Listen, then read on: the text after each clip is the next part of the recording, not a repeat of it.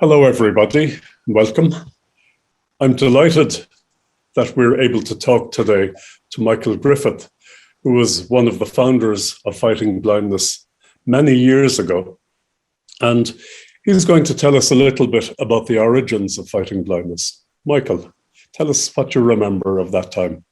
Sure, Brandon. Yes, well, it was in the early days of the recession of the 1980s. In fact, it was on the 26th of February 1983 that the first meeting of Fighting Blindness was called by Tom O'Neill from Balbriggan and myself. And our intention in calling it was to set up a self-help support group for people who suffered from RP. But I was mainly motivated by my father's deterioration in his sight. He was at the late stages of his RP at the time, and I was kind of sad to see him suffering the way he was. So that was my motivation. But we quickly pivoted towards research, and we approached the genetics department in Trinity College and asked them if they would do a piece of research into retinitis pigmentosa. And they said that they would do a scoping exercise, which would last for 1 year. It would cost £10,000. And we raised the £10,000 and gave it to them. And the researcher who started the work was Jane Farrer, who was a newly qualified geneticist at the time. And she's now still with us 37 years later. And as Professor Jane Farrer, an internationally renowned expert in the genetics of blindness. So then a year later, somebody came to us with the idea of a card draw, and it was a limited card draw where tickets were limited to 2,000, but they cost £100 each, which was a lot of money in those days. And one of our members who worked in a large company in the centre of Dublin called all his colleagues together one day and told them that they were going to buy a ticket for the car draw, which would cost £100. And they said that they couldn't afford £100. And he told them that he had arranged loans in the credit union, so they had to buy tickets. And with the help of lots of other people who worked very hard over a whole year, the car draw was fully sold out, and we netted £112,000 from the car draw. And then Trinity put a proposal to us for a 3-year research program, which would cost £100,000, in which they would begin to look for the genes which cause RP. So in 1989, when the Berlin Wall was coming down and the Cold War was coming to an end, we also got great news from Trinity College. They told us that the first gene for RP, which was found anywhere in the world, was discovered largely as a result of the work that they had done in Trinity College. So this was a very exciting development for a small charity in a small country. And within 6 years of founding the organization, we were pivotal in discovering the first gene which was known to cause RP, which was a wonderful achievement for such a short period.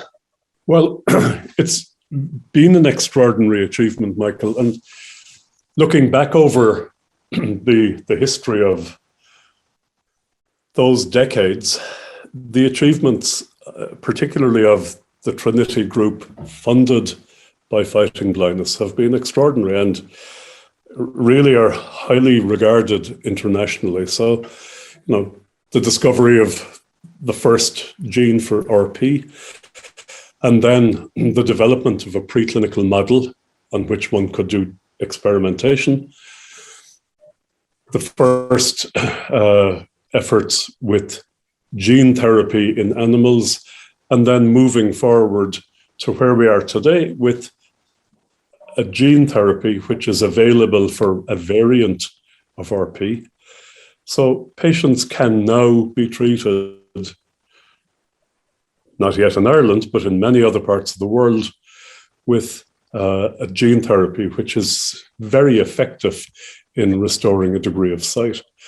So the efforts of fighting blindness have been really remarkable in driving this science forward.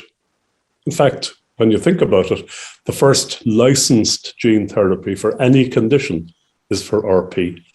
And that all dates back to that meeting that we had in 1983.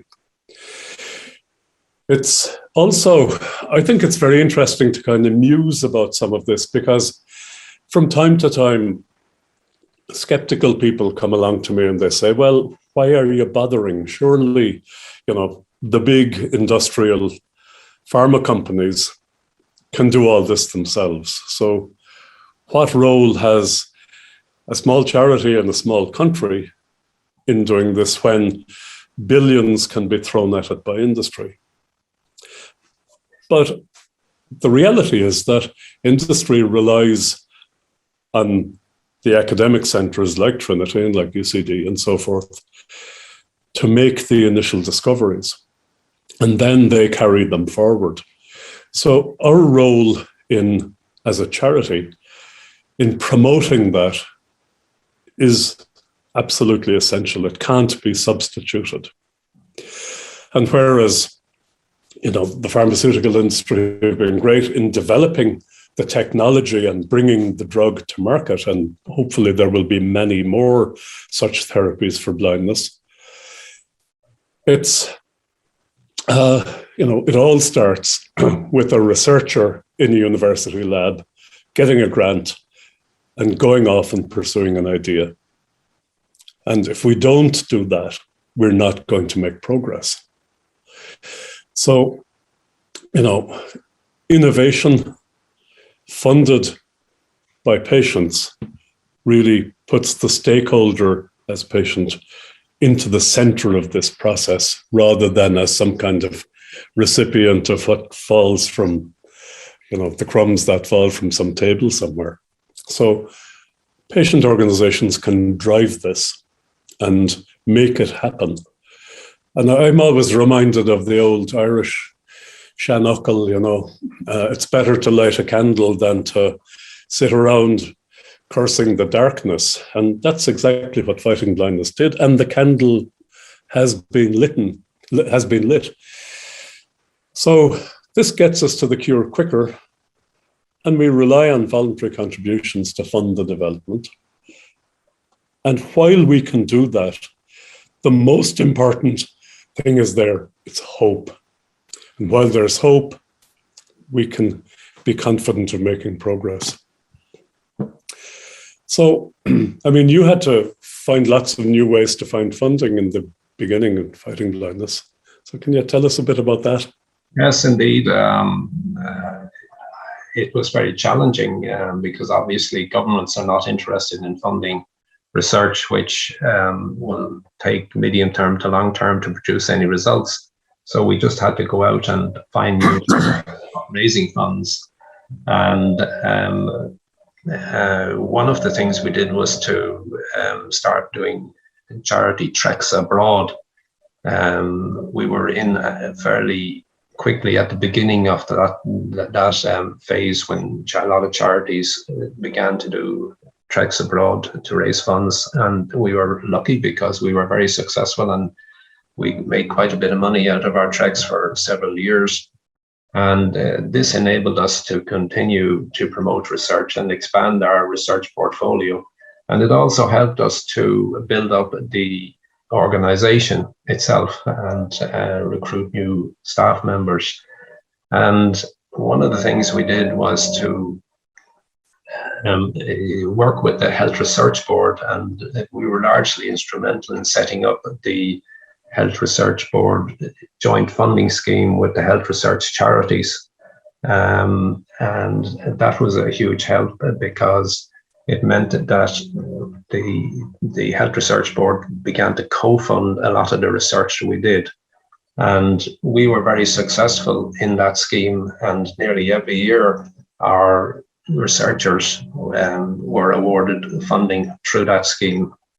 So we were a very successful research charity. In fact, we became probably the most successful research charity in the country around that time, and that was quite exciting.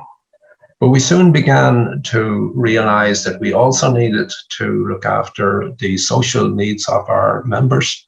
And we set up a peer support counseling group, and that worked very well for several years. And then one of our members, Mary LaBelle, qualified as a counseling psychologist in Trinity College, and she became available to work for us, coincidentally, just at the same time that we managed to raise funds through the Health Services Executive, the HSC, to set up a counselling service, a professional counselling service. And Mary came to work in that professional counselling service and set up a wonderful service. And it soon became recognised as the leading counselling service for people who were visually impaired in the country. So we were very proud of that. And the other thing then that we did from the very beginning was we emphasized very high values in fighting blindness. For instance, respect was a very important value, which we tried to inculcate into the whole organization from day one. Whether we were board members or staff members or members of the organization or volunteers or scientists or fundraisers, we tried to ensure that there was respect in all of our dealings up and down the way. And that was an important value that we tried to inculcate from the beginning. But we also tried to ensure that that we were very professional. That was another important value that we emphasized. And of course, the emphasis on focusing on the members' needs all the time and never forgetting the members' needs, and also to ensure that we were taking their opinions into account. So these were the kind of values that we emphasized from the very beginning. And when new members joined the organization, or new staff joined the organization, or new board members joined the organization, we tried to emphasize these values from the very beginning. And I think that has been part of the success that we have had, and that we ensured that these values were emphasized, and they help us to continue to look forward to further success in the future, because we have come a long way, but we have an awful lot more to do. The fight must go on. Absolutely right, Michael. The fight definitely must go on across these fronts that you've outlined. I've been thinking about this recently, particularly with World Sight Day. And it's very clear that people with sight loss are often, ironically, invisible to the general wider community. And we really don't make life easy for people who are sight impaired. So very simple stuff. When I go to the shops to get a loaf of bread and a pint of milk, it's a trivial business for me. Somebody who's visually impaired, it's an expedition that requires planning. And they've got to navigate things like dog fouling and hoardings out on the street blocking their way, and bicycles that are stuck up against poles and stuff. And I think we could do a great deal as people who are fully visually capable in making life easier for our visually impaired colleagues, just by doing the small things, clearing their way. There are big things that we need to do as well. So, for example, we've outlined already the big role that fighting blindness and research in TCD and others have made in getting us to a cure for blindness for some people. But ironically, even though the cure in this gene therapy that's available was initiated in Ireland. Irish people are last in the queue to get it. So we have a treatment for one form of retinitis pigmentosa that is licensed in Europe and available in many European countries. But we're still waiting in Ireland for approval for this to be made available by the HSE. So here we are. The cure is waiting, ready to be used, but we're waiting for the ability to use it. And that just is, to my mind, completely wrong. So government needs to grasp the idea that we have a system here which is broken and which greatly disadvantages Irish people compared with our European colleagues. There's another area, I think, in which government could help. And while there's a lot of research funding goes in through Science Foundation Ireland, the Health Research Board, etc., I think it would be very useful to have a system in which monies raised for research by charity could receive matching funding by government. And this would greatly multiply the benefit that the pennies that are collected laboriously by people, in the winter climbing hills in Glendalough, if these could be matched by government, I think it would demonstrate that government respects the will of the people in wanting to put their money into charities.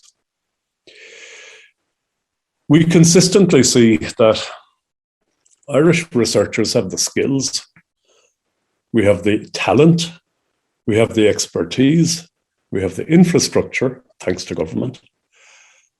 But we now need not just funding to continue the work, but in addition, we need to know that the end point of it, the development of a cure, is going to be made available to Irish people. And that's really important. So to achieve that, we need lots of support from our members and from the Irish public to get to where logic should bring us, starting with the idea, demonstrating it by research, and then getting to a cure and making it available to people at the end.